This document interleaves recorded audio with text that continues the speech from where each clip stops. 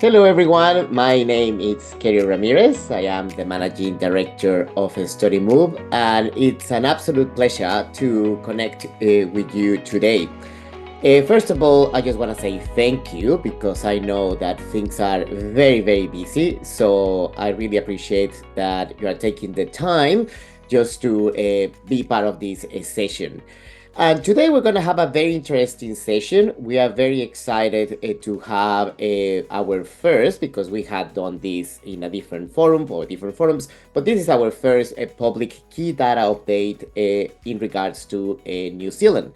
New Zealand is a study destination that we have been very proud that we have been working with the sector for many, many years with the 8 New Zealand universities, with organizations like Education New Zealand and UNZ as well. And today we have been putting together a lot of very interesting data that basically provides an overview on the path that New Zealand is following to take these first initial steps in their recovery.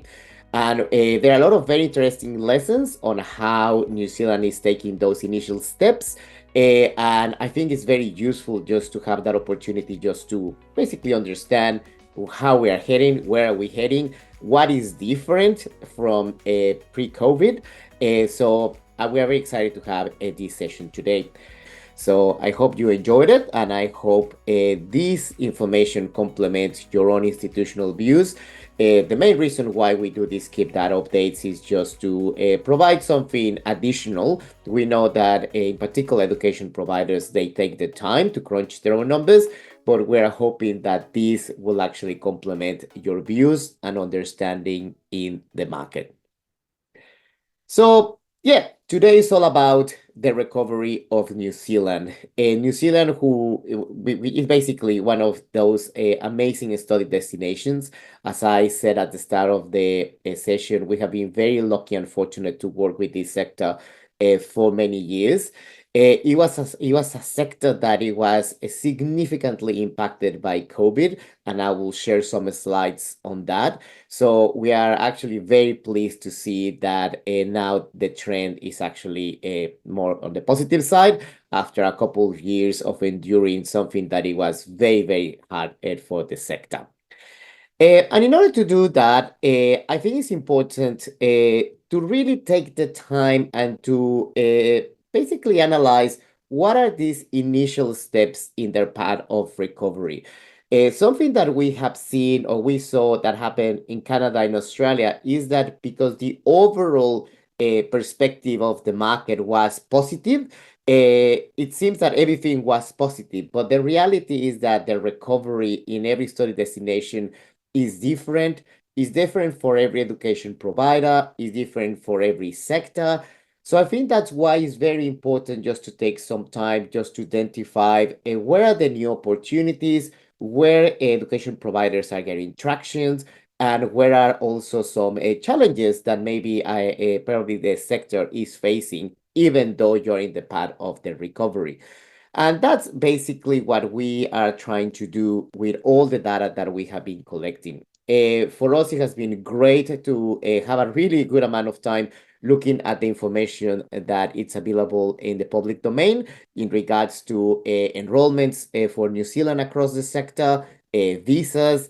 But we also, as you know, as a Studymove, we collect a lot of information just to trying to understand how education providers, and in particular, we work with universities, how the New Zealand universities have been adjusting their strategies to re-engage with market. We have been looking at things like the fees strategies, how that align with things like the rankings, how scholarships are playing a more important role in this initial stage of their recovery. We recently also worked with Education New Zealand in a very interesting project on how is the engagement with education agents. And as you may know, for 7 years, we also have been developed a very comprehensive benchmark that looks at the international education strategies for all 8 New Zealand universities. And we are very excited to see that there is an opportunity to relaunch that benchmark once again this year. So we're actually packing everything that we have collected just to initially have this first assessment of the recovery of New Zealand. And in order to do that, I'm just going to look at three main areas. First, how has been basically the historical trend in the market, mainly focus on enrollments, yearly enrollments, how has been changing, and how the latest 2023 enrollments are telling us the story of the recovery of New Zealand. Also, we want to spend some time to trying to understand what's different. What something that we have seen in every recovery phase in every different study destinations is that things are different. Some markets get more traction than others, or as a result of being away from the market for a couple of years, you don't have the traction that probably you had before. So I think it's important just to take the time to identify those differences that we see before a COVID and now that you're actually you're in that recovery phase.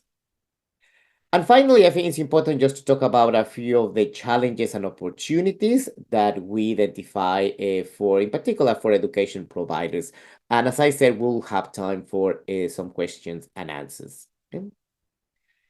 Now, in order to do this, I'm just going to base this analysis in two data sets, which are very, very, very good. And actually, I'm very happy to see that it has been a massive improvement in the information that we can get from the public domain from New Zealand. And I congratulate everybody who has been involved on that, because that's really giving us the opportunity. And I think to everybody in the sector is giving the opportunity to track changes in the market more effectively.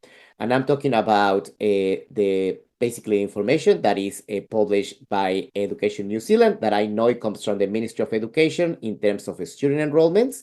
I'm also going to take the data that is coming in terms of student visas, and I'm also going to highlight some of the data that we collect by Studymove.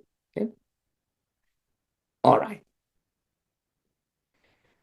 So the story of the recovery of New Zealand really started in mid-2022, when, as you know, New Zealand officially reopened their borders.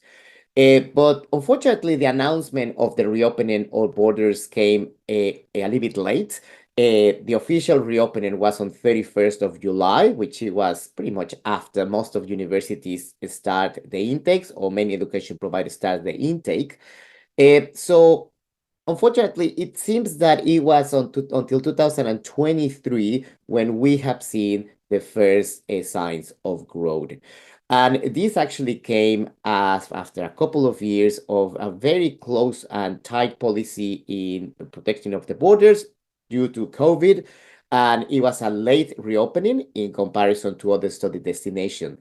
And all that, unfortunately, made New Zealand a lot more vulnerable. And as you can see here, if you follow the actual number of international student enrollments in New Zealand, back in 2019, it was 116,000 enrollments. But due to COVID, the effects were very, very severe, very significant. Probably I could claim that New Zealand was the study destination that it was affected the most in the English-speaking world. As you can see, 2022, the number of enrollments across sector, it was only 41,000, which basically means that you reduce the enrollments by 2/3, by 66%. So very severe.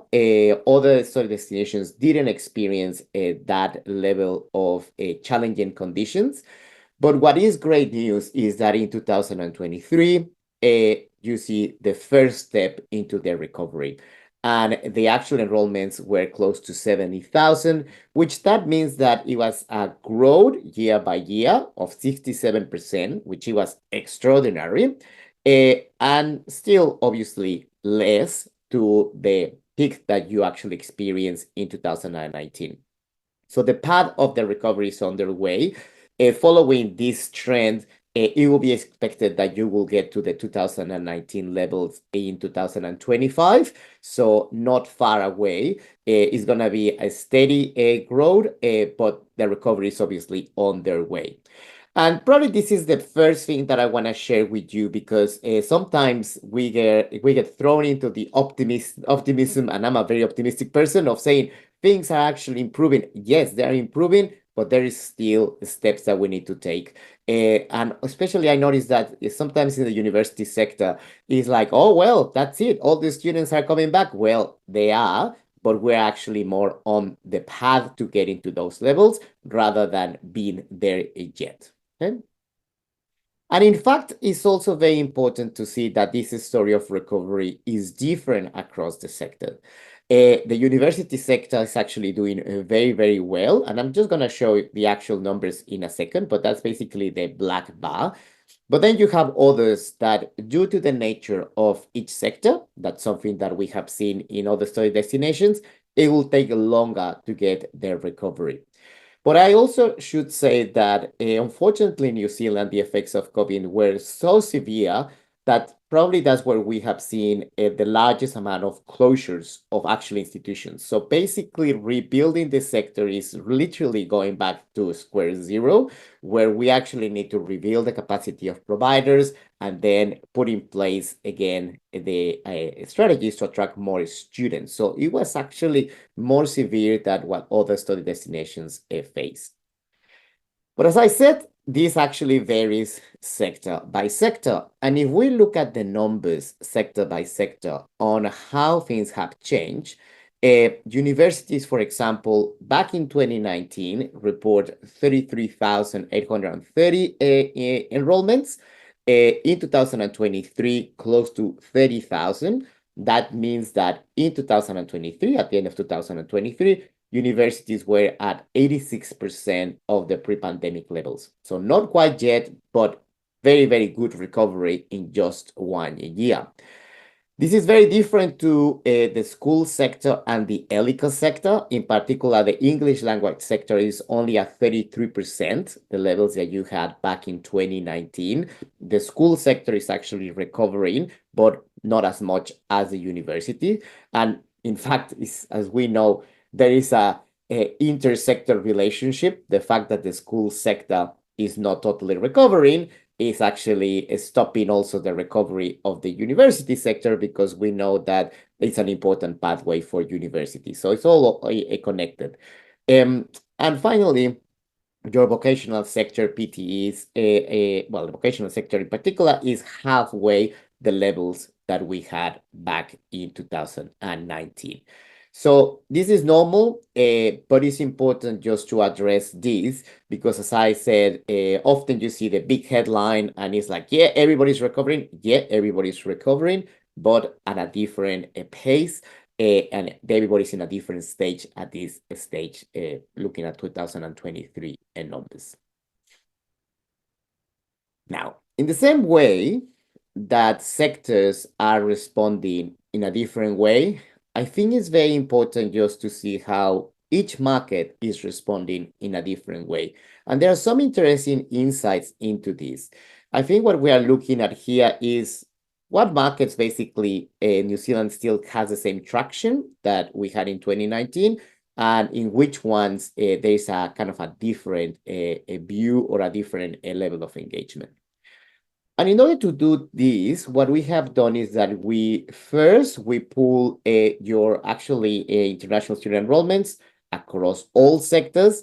And we went back to 2019 just to understand what happened in 2019, so we can actually look at how is different this to 2023.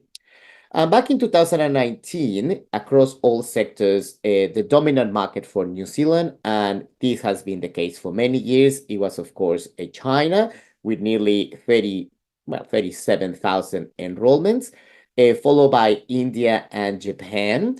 And then you have the complete list of top markets across all sectors in 2019. Now, what I'm going to do now is I'm going to actually give you the 2023 so you can actually see some of the changes that across all sectors we actually have seen in the market. So as you can see, the little flags are changing. Probably I will just go back for a second. But very clear, for example, what happened with Vietnam. But also, there are some interesting cases in terms of Brazil, for example. Brazil, who was one of the top five source markets for New Zealand in 2019, now is not even in the top 10. So that's one of the big changes. And we know that Brazil is more of a PTE market, so maybe will come a little bit later. But that's one of those markets that dropped significantly as a result of COVID, and we haven't seen that it has come back in 2023. The other one, as I said, it was Vietnam, who basically dropped a few places. And also, interestingly, Sri Lanka, that before it was not even in the top markets, now actually comes as one of your top markets. Also, it's interesting just to see that compared to the levels that you had back in 2019, as you can see, basically in every one of these top markets, there is room to grow. China is at 64% the levels that you had in 2019, India 46%, and then you have others like Japan and South Korea. The only one, and this shows that this market is actually getting a lot of traction for New Zealand, is Sri Lanka, which basically you are back to the levels that you reported in 2019. Now, what I think is also important to look at is that, as I explained, every sector is actually growing at a different pace. So also the distribution of the top markets by sector is different. And what I'm going to show you now is basically this same list, but just looking at the university sector. And my focus is university sector because the majority of you in the audience are from the uni sector. And you will see that is slightly different what we see across the university sector. Once again, China is the top market. That hasn't changed, followed by India and the United States, hasn't changed. But what I think is interesting is just to see that China, you are back to the levels pretty much that you had in 2019. India is 69%, the same like the USA. The USA is mainly a study abroad market. Then Vietnam, that across all sectors, if you remember, it was looking that it was losing a little bit of traction, but that's not the case for the university sector. In fact, you have more students from Vietnam that you had in 2019. Well, not students, enrollments. And what I think is also interesting is you see things like South Korea, Japan, Canada. You are basically reaching the levels that were reported in 2019, which I think is a magnificent results considering that 2013 technically is only 12 months of being open for business. I think that a key country to look at is India, that I know that universities have been engaging quite actively there because that's the one that is the second largest source market, that is a 69%. Malaysia is one that probably needs to be also reconsidered just to understand what happened there because it's basically half the levels that we had in 2019.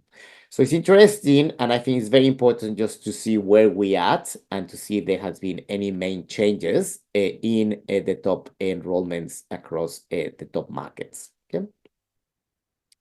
Okay. Now, something else that we look at, and this was, I think, very important, is that we look at the university enrollments and we trying to identify if it was a significant change in the distribution by study level. And this is because, in particular, in Canada and in Australia, we saw that the recovery was driven mainly by postgraduate students, by master's students. That has not been the case in New Zealand. You still have the same distribution, which is about 50-50 undergrad, 50% postgrad.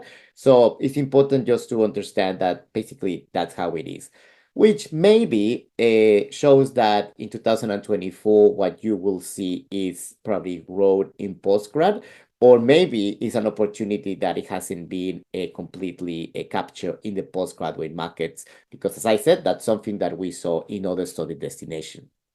Now, we also look at the enrollments based on the discipline area, just to see if it was a particular change, if you are actually getting traction in other particular discipline areas. We couldn't identify anything substantial apart from the fact that management and commerce programs are actually slightly lower to the levels that you had in 2019, and we look even before 2019. Just for your reference, management and commerce programs, which is basically business, it was about 45%. Now it's 35%.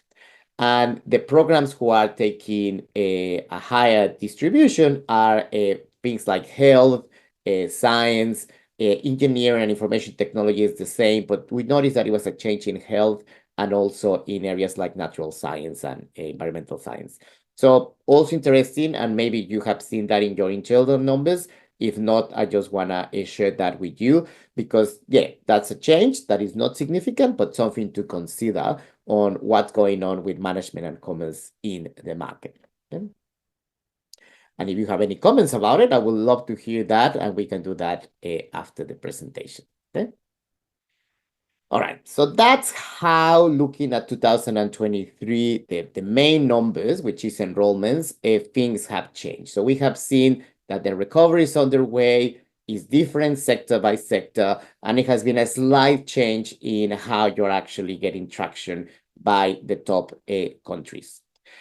For 2024, what we have done is that we look at your student visa numbers, and in particular, the first time student visa numbers for fee-paying students. So as you know, student visas in Australia, there are many different categories. In order to really have an indication, and what we are trying to do here is just to have an indication of how the market is responding, we are looking only at these first-time student visas, which basically gives an indication of what it will be commencement, so basically new students. And also, we're not looking at dependents, we're not looking at exchange students, we're not looking at scholarship students, because we want to see how your basically re-engagement with market via your recruitment strategies is actually being received by different markets. So that's why we look at this particular group, which, as I said, is the first time student full fee paying visas approved. Okay. Now, in the way in which you are tracking is also quite interesting because, as you can imagine, you had an understandable dip in 2020 and 2022. Then the initial recovery in terms of visas who have been approved. Then 2023, mainly getting into close to the levels that it was reported in 2018 and 19. Not quite yet, but yeah. And then the partial figure that we have at the moment, which is January to August, in about 16,000 visas approved.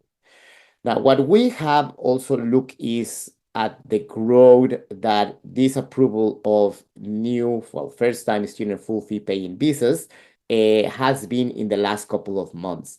And overall, it has been about 8% what you had experienced across the last year.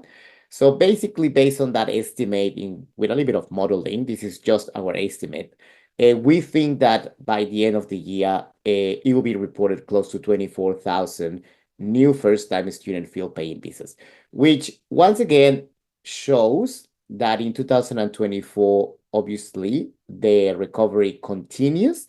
And what I think is great to report is that it's getting very close to the 2019 levels, which gives us confidence that the levels in 2025 will be actually close to what it was reported in 2019. So, yep, basically that initial stage of reopening the borders give a boost to New Zealand. But what I think is great news is that obviously all this re-engagement with market is paying off because it's expected that this new first full-time student fee visas paying will continue growing in 2024. Now, what I think is also interesting is not only to sharing that good news with everybody, but also just to see which markets now, not looking at 2023, but instead looking at this leading metric or leading indicator for 2024 is looking at. And what I think is interesting is that there's like a mixed kind of results when you look at market by market. China, for example, is basically an increase of 2% at the moment when you look at January to August levels of 2024 and the same period in 2023. So we're actually looking at the same periodicity just to have a good comparison. So it's about 2% increase. India continues to grow, which is about 15%.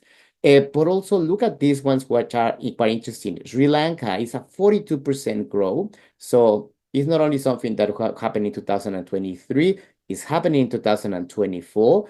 And for the first time, I'm going to talk about Nepal, because Nepal in 2023 was not recorded in your top countries, but it seems that there is some sort of attraction coming from this particular country.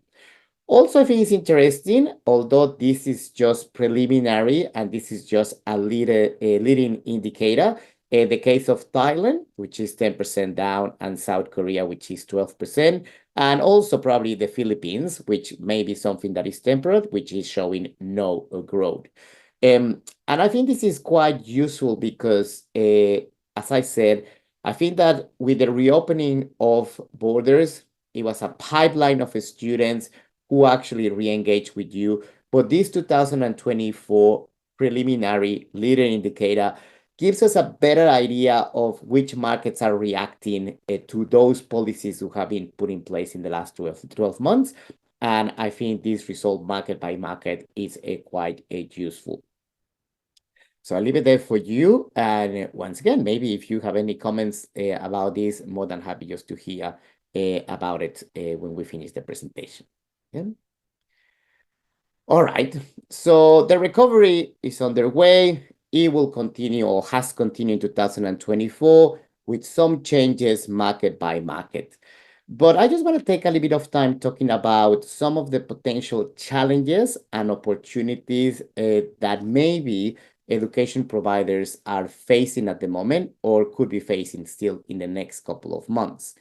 And I think the first thing that I wanna say, and I'm sharing this photo with you, is that in the last couple of months in particular, I keep hearing, probably this is because where I'm geographically located, but I'm keep hearing that New Zealand is actually recovering due to the effect of changes in policies in Canada and Australia. Basically, there is this, in my opinion, misconception that the students are just shifting from one study destination to other, and that's what is driving the growth of New Zealand. And I think that's a very incorrect statement, especially at this stage. And I'm sharing this particular photograph because this is the photograph of the last time that I visited New Zealand.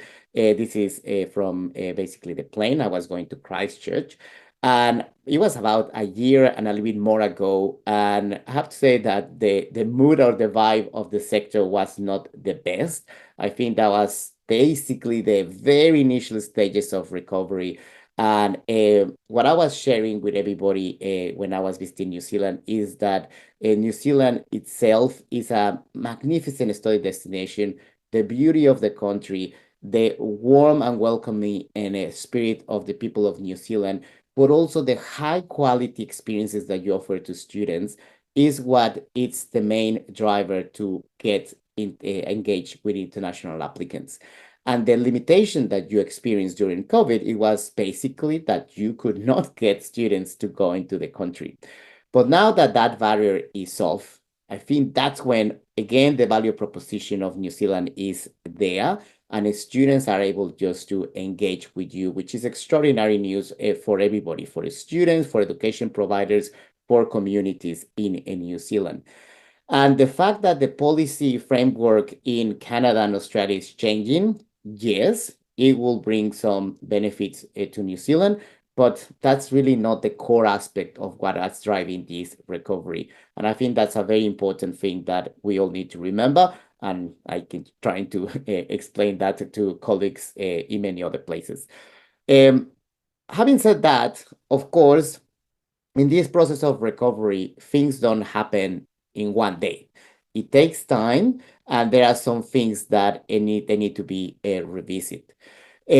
But something that, for example, has been a very important part of the value proposition of New Zealand, for example, one of many, is that you have a competitive pricing position in comparison to places like Australia. This is something that I have been introduced to the universities for many, many years. And if you look at this is the latest data collection that we have done, and basically gives you the total program cost on average of an undergraduate program in Australia and in New Zealand. And basically, there's a significant difference in the cost and in the value proposition. More clearly in postgraduate, in taught masters, which the average across Australia, it was 80,000 New Zealand dollars, the cost of basically what we call in Australia master by coursework, in comparison to 58,000 of a taught master in New Zealand. It is quite significant. It's about 26%. This is not new. This is something that we have seen probably since 2018. And I think that it will be very attractive and very interesting for a lot of international applicants to know that they can have access to great quality educations, a great study experience, and also extraordinary post-study work rights for 26% the cost of what it will be a similar program in Australia. And that's one of the things that are some of the main features across many others that New Zealand has that is actually, I think, bringing this recovery probably quicker than what everybody was expecting. But on that, this is just a good example of some of the differences and something that has not changed due to COVID. But some things are going to take a little bit longer.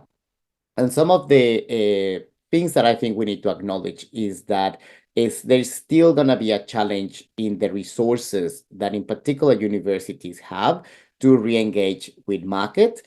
Something that we identified during the benchmark is that COVID significantly affect the level of resources that universities have to conduct student recruitment strategies. And it will be very important that we take the time just to measure that and to ensure that once again, New Zealand universities are equipped with the resources that are required to basically take you to the levels that you had in 2019 or even more, basically. So that's going to be one of the challenges. And I know that the environment financially in the New Zealand universities is still challenging, but I'm hoping that as we progress and this recovery keeps moving forward, this is going to actually balance back to the levels that we had back in 2019. Now, the other challenge that I think it will come, and I think it's important to address this because we have seen this back in Australia and Canada, is that during this recovery phase, more likely universities are going to face with a significantly larger and an increase in applications. This is because, of course, there is already the cohort of applicants who were in the pipeline that they were unable just to come before COVID. But also due to this re-engagement and re-energize of the connection with international applicants, we have seen that most likely universities see a surge in the number of applications, which sometimes when you have this combination of not having enough resources just to process applications, but you are also bringing more applications, it brings a challenge internally. And I just want to flag that and something that we have done, and we're also going to try to address this year through the benchmark, is just to identify what are the best ways, or what are the ways in which universities can actually address and improve or manage this workload that will lead to better conversion of international applicants. But that's something just to be aware. And I think it's important just to see that it will be a challenge that maybe you're already facing, or at least will be facing in the next 12 months due to this re-engagement with the market. Now, the other one that I think is interesting in terms of opportunities, it's the engagement with education agents. And this is something that we have noticed for quite a long time. What you see here is the average percentage of students by agents reported by universities in the last few years. And as you can see, from 2014 all the way to 2019, it was a very effective strategy and initiatives that universities took to engage more effectively with agents. But that unfortunately had a drop in 2022. And I think that under the new current conditions, under the new interest from education agents to engage with New Zealand, I think there is an opportunity just to see how you more effectively can engage with education agents. By the way, these levels are still also very low in comparison to other places like Australia, that has 73% of students by agents. That's the last figure on the public domain. So what we have done, and some of you are aware of this, is that we have worked with Education New Zealand, just mapping out opportunities in which universities in particular from New Zealand can actually engage with education agents. And something that is a good example is what happened with Sri Lanka that I mentioned before. I think that that's obviously a market that I still don't know why, but I think that's obviously getting traction for New Zealand. But this is where probably that work that we have done with Education New Zealand would actually help the education providers just to identify agents in particular countries or cities like in Sri Lanka, where you can actually be more effective and take this opportunity of growing or be more effective in the engagement with international applicants by this recruitment channel, which is, of course, education agents. Now, finally, the last one that I want to mention, because there's a mix here of challenges and opportunities, but one that I think might be a challenge or could represent a challenge in the next couple of months is a study abroad. And in this one in particular, I'm referring to the changes in policies, in particular with Australia.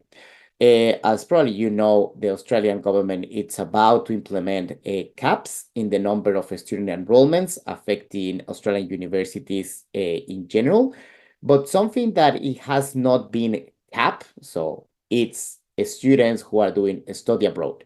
So basically Australian universities can still recruit study abroad numbers, and that will not count in their caps that everybody has, which is leading for some Australian universities to reactivate the study abroad efforts or the efforts to engage with the study abroad students. In particular, I can imagine it's going to be in the US and in Europe. And I'm saying this because for so many years, we saw that Australia move away from the study abroad market. And I also was saying this because I know that for many of the New Zealand universities, study abroad is still a very important part of your recruitment efforts.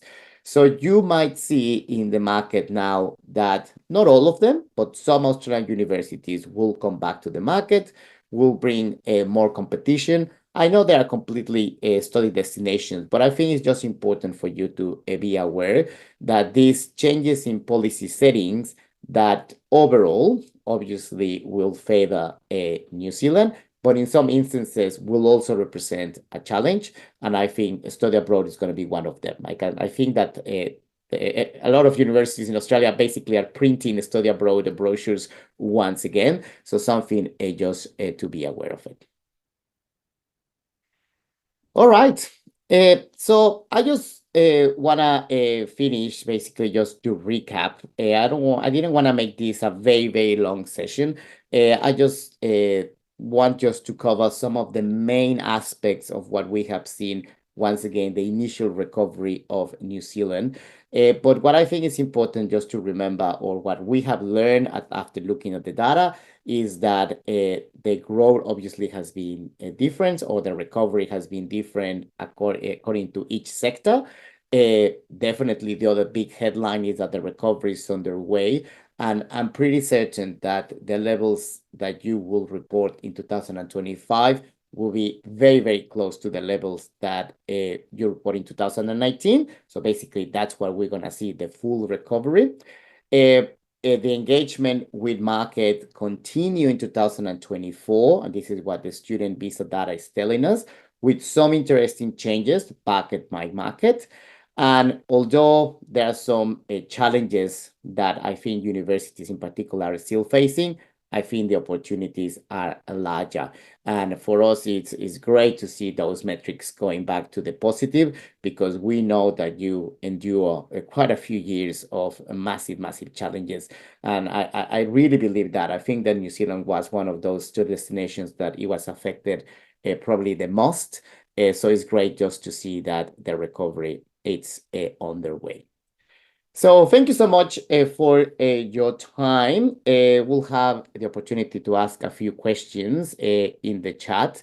But before I do this, we will send you the recorded version of this presentation and the slides. But if you want to just download the slides now, we just are sharing a QR code there, so you can actually download them now, or you can get them tomorrow. I think I have a link here, so I will put it on the chat in a second too as well. All right. So I hope this information was useful. If you also have any questions, you can basically share them now, or we can actually, you can get in touch with us, whatever you prefer. So I'm just going to stop sharing now and see if there are any questions in. All right. I think this is it. And yeah, unless there's any other questions, but I think this is it. So I'm just going to put answer live, answer live, answer live. Perfect. Excellent. Well, thank you so much again for your time. I really hope that it was useful. As I said, it was brief, but I thought it was important just to have the opportunity just to stop for a second and look where we are, how we're heading. And this is just one view out of many that I'm sure that are there, but hopefully it will help with the conversation. So thank you so much once again for your time. We really, really appreciate that you are taking the time to join this session. And we'll send you the recorded version and the slides again soon. And in the meantime, thank you and have a good evening. It was great to see you again. Take care, everybody.